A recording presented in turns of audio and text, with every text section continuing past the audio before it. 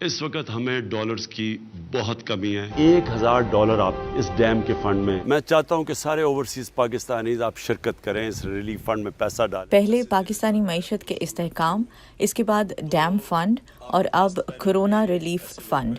وزیراعظم عمران خان کی طرف سے اپنے 2 سالہ دور حکومت میں ملکی اور غیر ملکی پاکستانیوں سے چندہ مانگنے کی یہ تیسری اپیل ہے. سب سے زیادہ میرا تجربہ ہے پیسے اکٹھے کرنے میں. امریکہ میں سپورٹ کرنا اور پاکستان میں سپورٹ کرنا یہ کوئی میوچلی ایکسکلوسیو نہیں ہے. ہماری کمیونٹی کے لوگ یہاں بھی جنرسلی کنٹریبیوٹ کر رہے ہیں اور پاکستان میں بھی کرنا چاہتے ہیں. اس اپیل پر مختلف پاکستانی امریکنز کی جانب سے مختلف رد عمل سامنے آ رہا ہے. وجہ سے لوگ جاب لیس ہو رہے ہیں. مجھے خان صاحب کا شروع سے ہمیشہ ان کی لیڈرشپ پہ مجھے فخر ہوتا ہے. تو اپرچونٹی کیم اپ تو میں نے ان کے فنڈ میں اس وقت 5 لاکھ دیے. عمران خان صاحب ذاتی طور پہ تو شوکت خانم سے شروع ہوئے ہیں تو بڑی ڈیووشن ہم سب کا حصہ ہے اس میں. پھر نمل یونیورسٹی میں بھی ہماری ڈیووشن ساری. اور پھر میں نے آپ کو بتایا کہ یہ ڈیم فنڈ میں بھی ڈیووشن. یہ 3 کام تو ہم نے کر لیے. تو مومن 2 بار سوراخ سے ڈسا جاتا ہے، ہم اب 4تھی بار کیسے ڈسے جائیں؟ کہ مشکل حالات یہاں امریکہ میں بھی، اور یہ ہمیں بالکل ریئلائزیشن ہے. یہاں لوگوں کی نوکریاں 30 ملین ان امپلائمنٹ جو ہے، تو اس کا ہرگز یہ مطلب نہیں کہ لوگ جو ہیں وہ یہ والنٹری ایکٹیویٹی ہے، جو کر سکتا ہے وہ کرے. ادھر پاکستانی امریکن ڈاکٹرز کی تنظیم اپنا کے مطابق اس کی جانب سے پاکستانی ڈاکٹرز کے لیے ایک بینک کو بھیجی جانے والی رقم وزیر اعظم کے فنڈ میں ڈالنے کے لیے کہا گیا.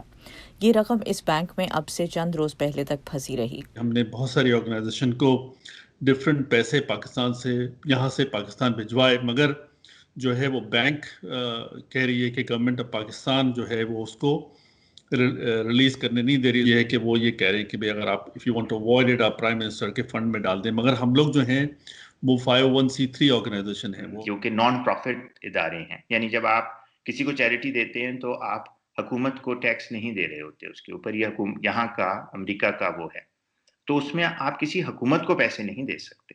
تو نیچرلی ان لوگوں سے پیسے مانگنا حکومت کا ایک بالکل ہی بیوقوفانہ بات ہے. پھر فون بند کیا ہوگا تو 3 دن بعد وہ ریلیز ہو گئے تھے ویسے پیسے. تو اگرچہ نسیم شیخانی اور ایمبیسڈر اسد مجید خان کے مطابق اپنا کی جانب سے بھیجی گئی رقم بالآخر بینک سے ریلیز کر دی گئی ہے، اس سارے عمل کی شفافیت پر سوالات ملک کے اندر اور باہر اب بھی موجود ہیں. اسی چیز کو پراپر چینل، کیونکہ دیکھیں چھوٹی چھوٹی کنٹریبیوشنز جو ہیں وہ جب تک کسی ایک بڑے دھارے میں نہیں جائیں گی ان کا آپٹیمل اور ایفیکٹو استعمال جو ہے وہ نہیں ہو سکے گا. FIA، ہماری پولیس، ہماری ایڈمنسٹریشن اور ISI. شفافیت کے دعوے اپنی جگہ، لیکن اس ساری صورتحال کو غیر جانبدار ادارے کیسے دیکھ رہے ہیں؟ حکومت میں جب سے یہ آئے ہیں انہوں نے یہ ایک نیا ٹرینڈ شروع کر دیا ہے. سب سے پہلے ایک ڈیم بنانے کے لیے فنڈ مانگنے کا کیا تھا، جو کہ